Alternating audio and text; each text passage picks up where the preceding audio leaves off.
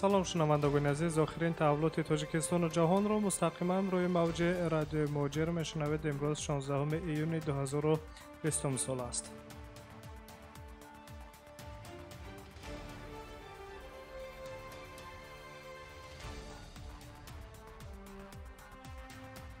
хабарҳои охири рӯзро аз Москав шурӯъ мекунем. имрӯз 16 июн як нақлиёти вижа аз Русия ба самти Тоҷикистон ҳаракат кард, ки дар он ҷасади 50 муҳоҷири фавтидаи тоҷик ба ҷумҳурӣ интиқол ёфтанд. Азия плюс аз қавли Имомуддин Сатторов, сафири Тоҷикистон дар Русия менависад, ки дар нақлиёти махсуси дорои нигоҳдории ҳарорат имрӯз интиқоли 50 маид ба Тоҷикистон сурат гирифт. инҳо шаҳрвандони мо аз Москав ва вилояти Москав, Санкт-Петербург, вилояти Владимир, Уфа, Хабаровск, вилояти Рязан, Новосибирск ва дигар минтақаҳо мебошанд.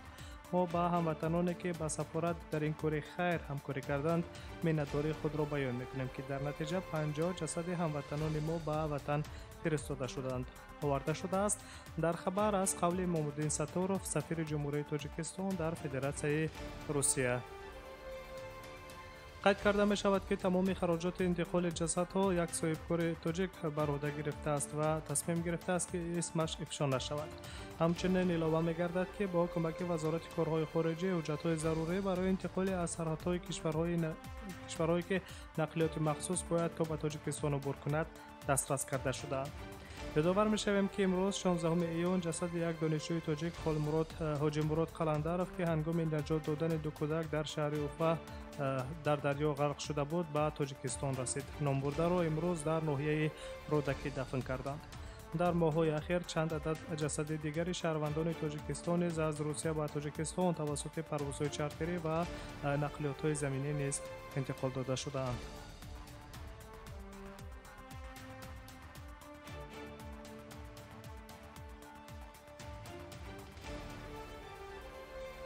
хабарҳои рӯзро идома медиҳем. имсол бино ба сабаби пандемия аз коронавирус мисли пештара сарҳадҳо байни кишварҳо пурра кушода нестанд, аммо дар ин миён дар баробари якчанд ҳолатҳои дигар барои нафароне, ки баҳри таҳсил нияти сафар мекунанд, истисно вуҷуд дорад. хусусан ҳукумати Федератсияи Русия бо судури як қарор барои нафароне, ки баҳри таҳсил, табобат ва нигоҳубини хишовандони наздики беморашон азми сафар ба Русияро доранд, иҷозаи вуруд медиҳад.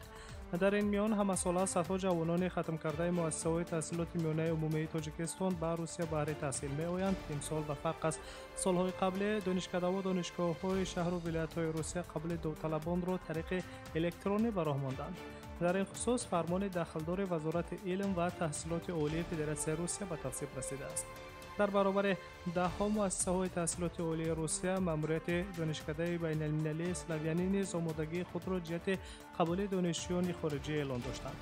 хатмкунандагони муассисаҳои таҳсилоти миёнаи умумӣ ва миёнаи касбӣ метавонанд, ки тариқи электронӣ дар саҳифаи ҳуҷраи шахсии довталаб дар сомонаи донишкадаи байналмилалии Славянӣ дар бахши бакалавриат аз рӯи ихтисосҳои равоншиносӣ, иқтисодиёт, менеҷмент, ҳуқуқшиносӣ ва дизайн, дар бахши мутахассис фаъолияти ҳунармандӣ ва санъати мусиқӣ ва театрӣ ва дар қисмати магистратура бошад, аз рӯи ихтисосҳои иқтисодиёт ва менеҷмент ҳуҷҷатҳои худро ба комиссияи қабули донишкадаи мазкур пешниҳод намоянд. ба донишҷӯёни хориҷӣ ва донишҷӯёни аз дигар минтақаҳои Русия баҳри таҳсил омада дар донишкада хобгоҳ пешниҳод карда мешавад. донишкадаи байналмилалии Славянӣ дар кӯчаи Гадавикова, хонаи 9, бинои 25 шаҳри Москав воқеъ аст.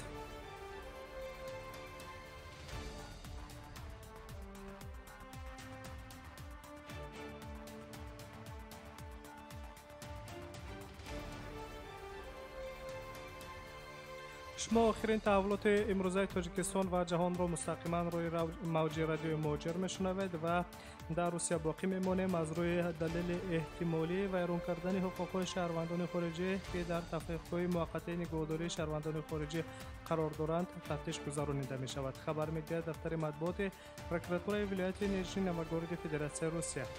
дар сурати риоя накардани қонун, мақомоти прокуратура барои рафъи мушкилиҳо ва шароит фароҳам овардан мутобиқи қонунгузорӣ барои шаҳрвандони хориҷӣ дар боздоштгоҳҳои муваққатӣ дар нисбати масъулони соҳа чора андешида мешавад, гуфта мешавад дар хабари мақомоти прокуратура. қаблан нашрияи минтақавӣ Newsroom 24 бо истинод ба шабакаҳои иҷтимоӣ хабар дода буд, ки муҳоҷирон дар боздоштгоҳ бо нишони эътироз алайҳи шароити номусоид садо баланд карданд.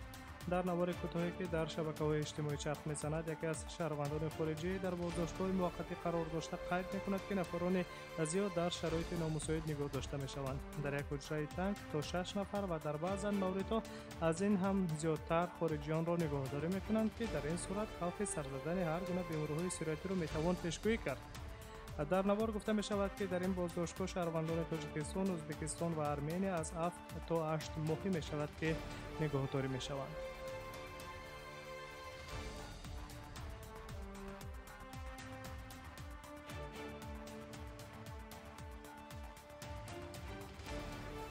از روسیه به قرقیزستان می رویم و نظر میکنیم به وضع منطقه. وزارت نقلیات جمهوری قرقیزستان رانندگان اتوبوس و میکرو اتوبوس ها را وظیفه دار کرد که همه مسافران را بر روی خط گیرند. خبر میدهد اگنتی فرغانه با استناد به سخنان رهبر اتحاد انتقال دهندگان آلیانس اتوبوس گریگوری نیکولایدی در روزنامه ایوینگ بیشکک.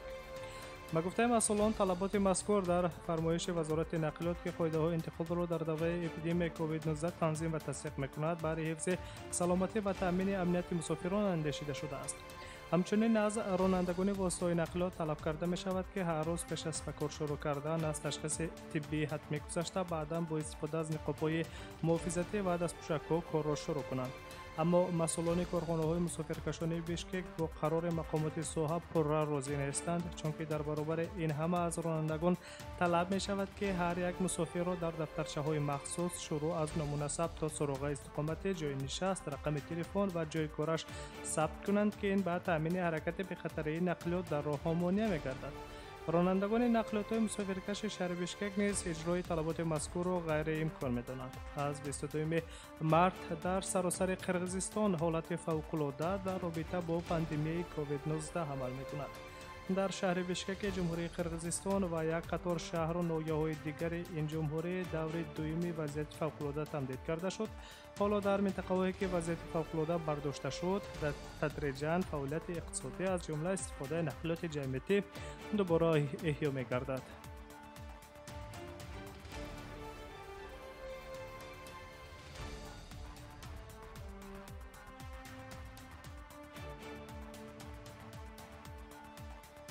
و در آخر به امریکا می رویم. یک خبر نیز از این منطقه هست. ایالات متحده امریکا تجربه جزای قتل را در سطح فدرالی از نو برقرار می کند. خبر می دهد خدمات مطبوعات وزارت عدلیه شتات‌های متحده امریکا. طبق معلومات اگنتی، حکم‌های قتل در سطح فدرالی بار اول در 17 سال اخیر در ایالات متحده امریکا برآورده می شوند. قید کرده می شود که نسبت 4 جنایتکار که به تجاوز و کشتار کودکان محکوم شده اند جزای قتل تعیین کرده شده است. گفته می شود که محبوسان روزهای 13، 15 و 17 ایول و اینچنین 28 اوگوست به قتل می رسند. حکم قتل با استفاده مواد مخدر که سبب بازداشتن راه نفس می گردد به عمل برآورده می شود. دادگاه عالی ایالات متحده امریکا این اصول را موافق تغییرات 8 سرقانون که استفاده جزای از حد زیاد از جمله هنگام اجرای جزای قتل را معنی می‌کند تصدیق کرد. حکم قتل در ایالات متحده امریکا از 50 ایالت در 28 تای آن عملی کرده می شود. مطابق تغییرات بند 8 سرقانون، تطبیق این چاره تنها به جنایت کشتارهایی که از جانب کلانسالان عاقلانه و دیده و دانسته صادر می شوند محدود است. طبق معلومات رسمی در سال 2019 در شتات متحده امریکا بیش از 20 نفر جنایتکاران مخصوصاً خوفناک در اساس قرار دادگاه‌ها به حکم قتل مواجه شدند و تقریباً 12,000 محبوسان دیگر انتظار حکم قتل هستند. در سطح حکومت فدرالی جزای قتل در ایالات متحده امریکا از سال 2003 این جانب تطبیق کرده نشده بود.